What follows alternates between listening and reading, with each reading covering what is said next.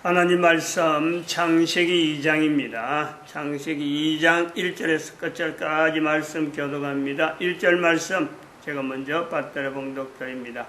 천지와 만물이 다 이루니라.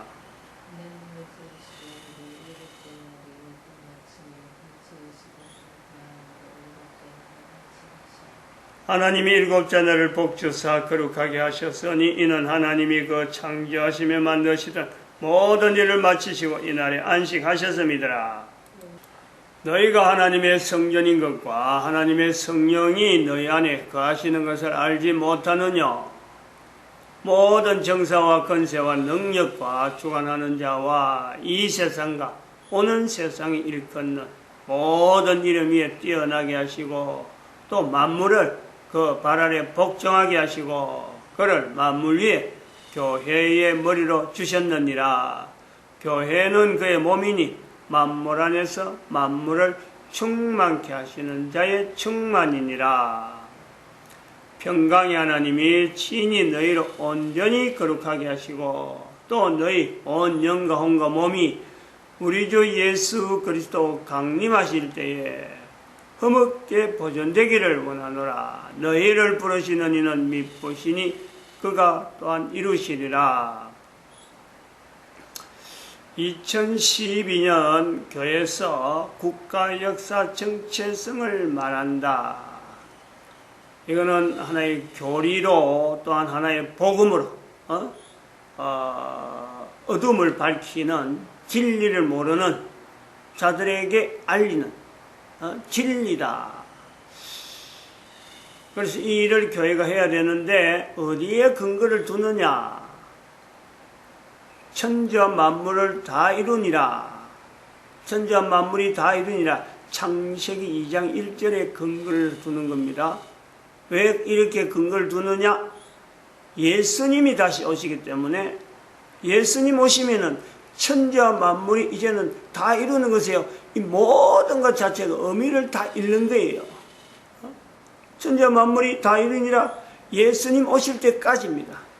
그러므로 우리가 지금 국가 역사 정체성을 국가 단위로 국민들이 그 나라에 있는 역사를 통해서 하나님이 함께 하셨다라는 고백을 하게 한다는 것은 바로 예수님 오시는 것이 얼마 안 남았으니까 이건 아주 긴박해서 국가 단위로 해야 된다. 국가 단위. 국민들이 스스로 국가 단위에 있는 역사를 보면서 스스로 하나님이 천지와 만물을 다 이루는 후에 그 가운데 천지와 만물을 이루어가는 가운데 예수님 오실 때까지 주어진 국가의 역사를 이렇게 이루어 나오셨구나. 하나님이 함께 하셨구나. 온 국민들이 다 이걸 고백한다는 거예요. 이것은 다른 말로 하면은 창세기 2장에 있는 아담의 위치에 있는 겁니다. 아담이 하나님 앞에서 하나님께서 생물들을 어떻게 이름 짓나 보시려고 그 앞에 이끌어가는가 하고 국가 단위로 국민들이 나타난 역사, 이 사건은 바로 아담이 보는 거하고 똑같은 거예요. 그런데 그것을 왜 임마누엘을 하지 못했느냐?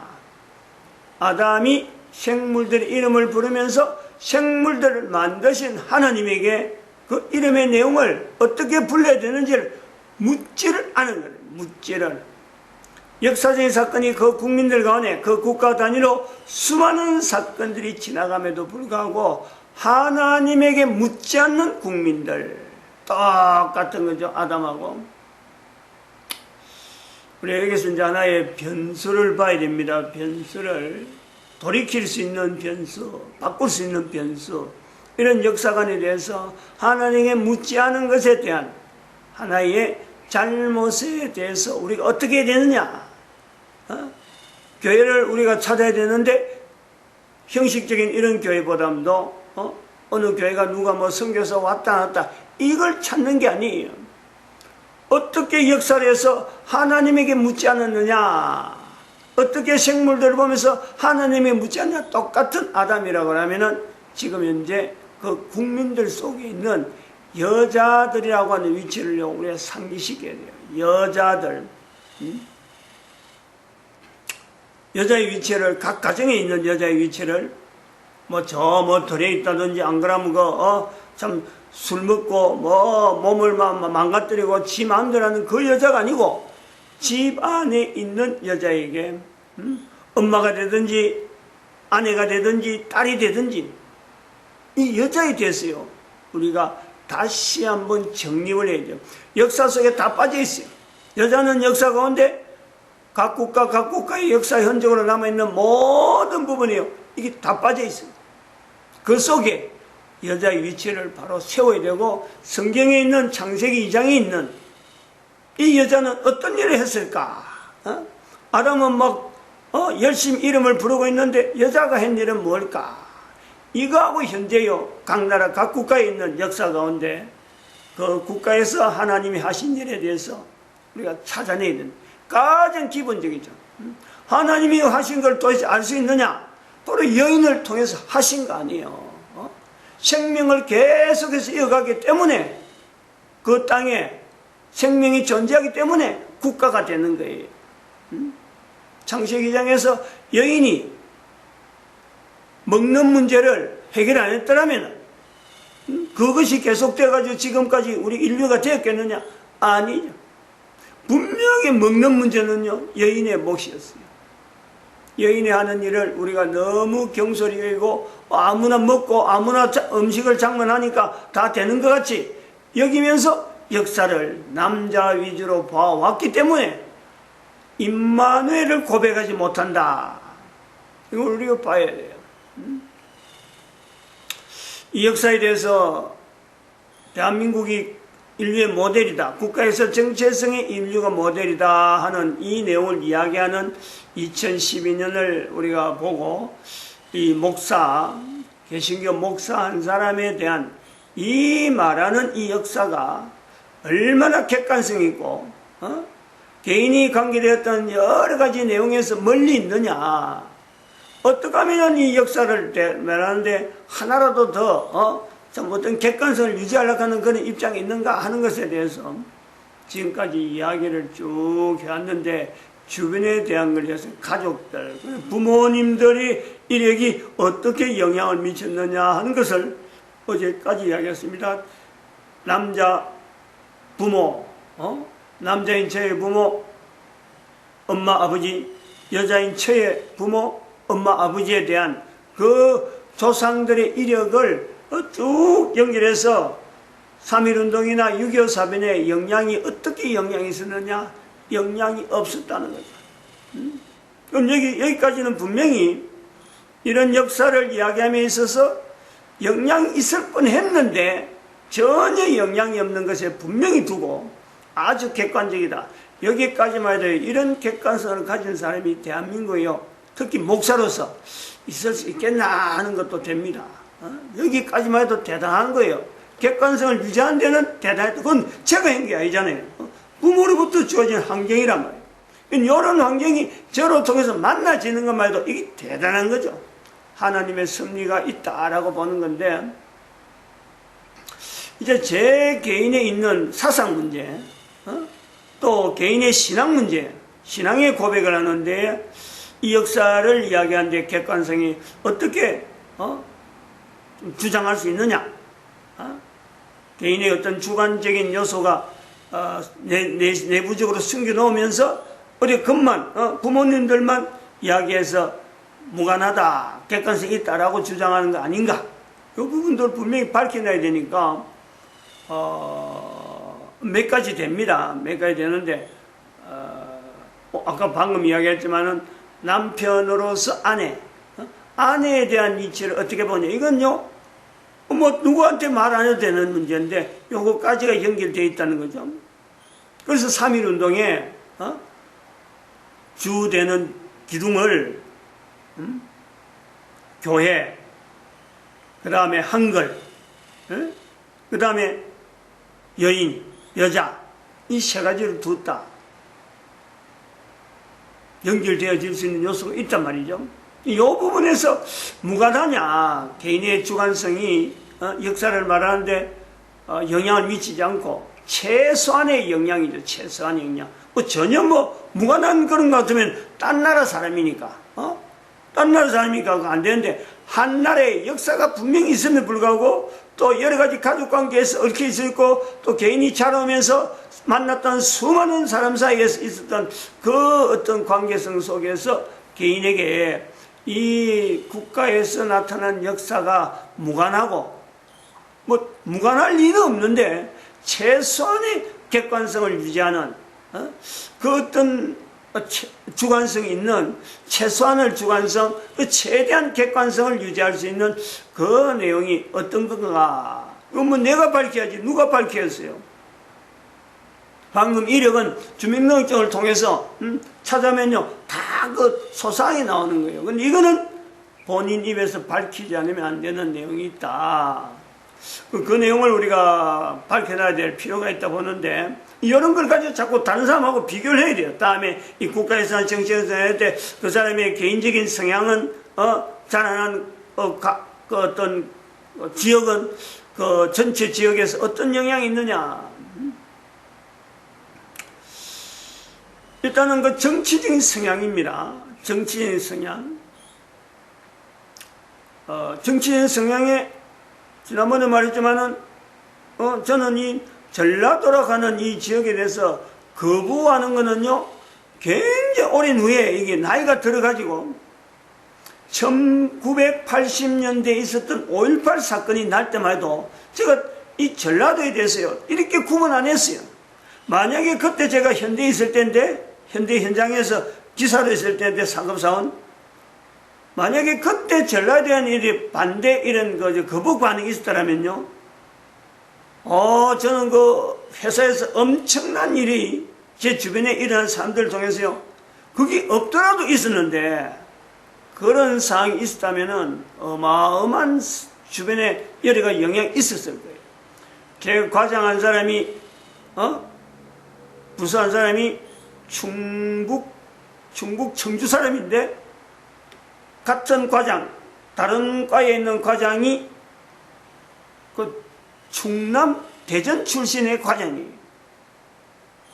그 충북 청주에 있는 과장이 충남 대전에 있는 과장한테 항상 하는 말이 하배낭이라 하배낭 군대에서 하배낭 즉 배낭이 있는데 밑에 쳐져 있는 배낭 그러니까 이 배낭은 없으면 굉장히 편한데 없을 수는 없는 거예요.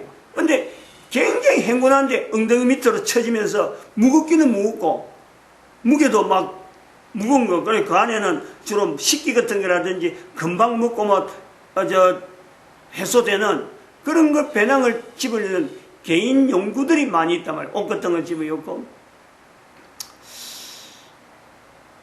그러니까 그 하배낭 이렇게 해서 나는 그 말을 그러니까 1980년 지난 데인데 80년대 그때 우리 내 후배 그 밑에 있는 사람이 강주에 갔다 왔고 막 입에 거품을 내면서 지금 강주 사태가 어떻다고 막 이야기를 하는데도 나는 전혀 그 내용을요 알아보려고 접근도 안 했고 또 그거 저거 내가 반대 감정을 가지고 저거 어떻게 대처하지 이런 내용이 없었어. 그냥 들은 대로 나는 내 일에 자료 가지고 공부하고 뭐 현장에 그때 어수선했는데 불구하고 그 지구훈련소 출신들이 광주에서 전라도 출신들이 많아가지고 현장에 그런 사람들이 굉장히 많아서 그렇게 동조되는 세력이 많은데도 불구하고 나는 그 전혀 그거에 대해서 관심을 안 가지고 현장 기사를 하면서도 사람들이 움직인 동체를요 전혀 내가 파악을 못한 거예요.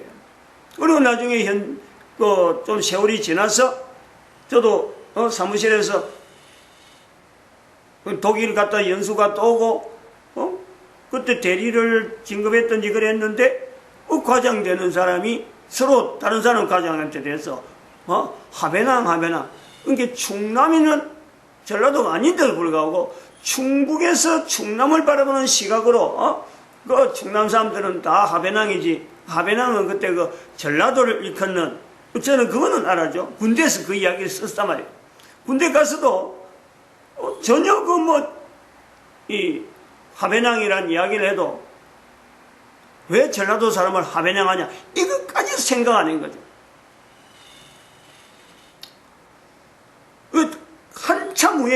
한참 후에 김대중 대통령이 되고 난 뒤에 지난번에 말했지만은 큰 사건이 강제에 있고 그때 제가 1위에 출장을 갔거든. 그 텔레비전 나오는 내용을 들을 때 아침밥을 먹을 때 그때 제가 그 뉴스를 들었는데 그 있는 사람들은 전주 1위란 말이에요. 그 전북 1위잖아요.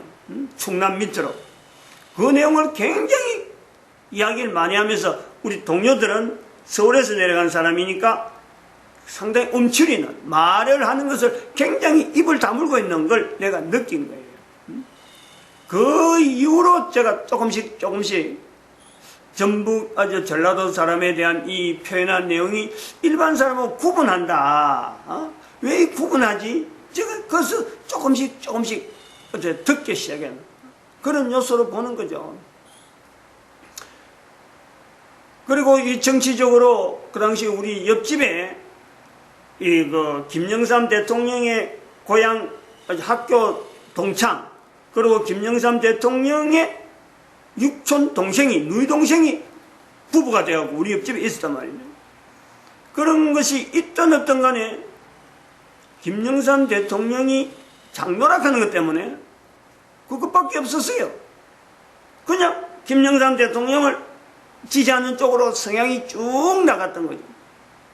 근데 그게 최근에 바뀐 거 아니에요. 그것도 1980년에 5.18 사건에 대한 김영삼 대통령 영향을 미쳐갖고 김대중하고 야합했다. 최근에 하는 거예요, 최근에. 그러니까 정치적인 성향은 김영삼 대통령이 장노락하는 것 때문에 그쪽을 쭉 방향을 잡고 있다가 최근에 있어갖고, 도대체 어떻게 이런 사람한테 내가, 정치적인 어떤, 기대를 걸었나 싶은 배신감을 지금 느끼고 있는 거예요. 이런 상태에서 이야기를 하고 있다는 거야. 또한 그 가야 지역에 있었기 때문에 또 현재 문재인 대통령하고 이 가야 지역이잖아요.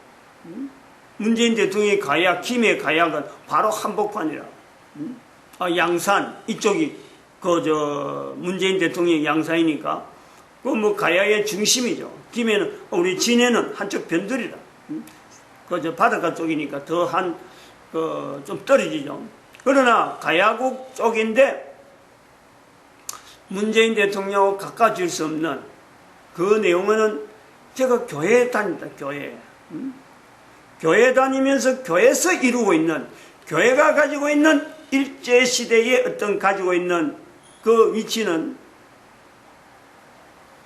고신 출신이거든. 고신 출신이라는 거는 지금도 그 사람들이 그런 고백을 할지 모르지만 우리 어릴 때는 추록 성도가 강복되기 전에 일제 강점기 있을 때 감옥에 있던 추록 성도들이 주축이 돼서 이루어진 교단이 바로 이 고신교단이에요. 그 사람들, 감옥에 있던 사람들, 우리는 어릴 때부터요, 그들의 설교를, 그들의 간증들, 감옥에서 있었던 그 상황 속에서 그 신앙생활을 유지했던 그 내용을요, 어릴 때 귀로 못이 박히도록 듣던 사람이라. 그러니까 골수의 골수, 보수, 반일적인 감정을 가지고 신앙생활하는 어떤 골수의 골수. 근데 그것이 제가 경기도 쪽으로 이사를 가면서 내 신앙만 문제가 아니고 앞으로 자녀들의 신앙이 필요하다 해서 교단을 바꾸는 일이 생기고 그 교단 바꾼 것 때문에 통합청에 출입을 하게 되면서 통합청 목사로 있는 거예요. 통합청 목사. 고신학원, 고신에서 볼 때는 통합청 목사는요, 목사 인정도 안 하고 교단도 인정도 안 해요. 신앙도 인정 안 해요. 그래서 내 출신교회에서는 내가 목사가 돼도 한 번도 나를 목사라고는 입장에서 불러준다든지, 안 그러면 그 목사라는 입장에서 가지고 자기 교회 출신이라고 자랑한다든지, 이런 예가 없었어요. 그 평생 제가 거부당하고 있는 그 위치가 있다니까. 그런데 이 일본에 대한 감정은 신앙으로 배웠기 때문에, 신앙으로 있었기 때문에, 어느 누구보다도 거부될 수 있는 요소가 많이 있죠. 근데 이 신앙이 이제는 하나님의 섭리 가운데 이게 2012년까지만 해도 그런 거 은근히 있었어요. 나름대로 반일에 대한 우리 한국에 대한 어떤 위치가 일본하고의 관계에서 늘 이래 압박받은 그것이 피해의식 때문에 피해의식에 젖어 있었던 것은 아마 2012년까지 은근히 있었을 거예요. 근데 2012년에서 1945년에 대한민국의 강복의 의미가 유태인들의 이스라엘의 1945년의 해방의 의미하고 연결하면서 유엔이 1945년에 성립되었다. 이 부분에 2012년에 정리라는 가운데 하나님께서 우리 민족에게 일제강점기는 어쩌면은 그 시대를 지날 수 있는 하나의 보호막, 하나님의 손바닥으로 가렸다. 어찌 보면 또 요나가 고래 속에 들어갔다. 고래 속에 들어있을 때는 괴통스러울지 모르지만 일단 내뱉어가지고 자기 목적지에 그대로 온 거 아니에요. 이런 요소가 있다니까. 일제강점기는 우리 민족에게 주시는 하나님의 보호막으로, 또한 하나님께서 어찌 보면은 하나의 사역, 대한민국 국민들에게 주어진 사역, 마지막 때 써야 될 사역을 위해서 요나의 뱃속에 넣었던, 요나가 3년 있었다면 우리는 30년 있었던 그런 요소가 있다는 거예요. 마찬가지로 이스라엘의 2500년의 방랑 역사를 바로 그런 내용으로 본 거 아니에요. 그 내용에 비추어서 대한민국의 36년 일제강점기, 또한 대한민국 전체 역사 가운데 있는 모든 내용에 하나님의 섭리하심을 2012년부터 보기 시작하니까 일제강점기는 우리 민족에게 다른 어느 나라가 가지지 못했던 어마어마한 어떤 보호막, 어느 하나님께서 하신 일로만 볼 때는 보이는, 다른 거 비교해보면 뭐 똑같이 누구나 알 수 있는 내용이지만 요나의 뱃속이라든지 성경에 있는 내용대로 이스라엘의 2500년의 역사를 비교하면요, 이거는 뭐 분명한 거예요.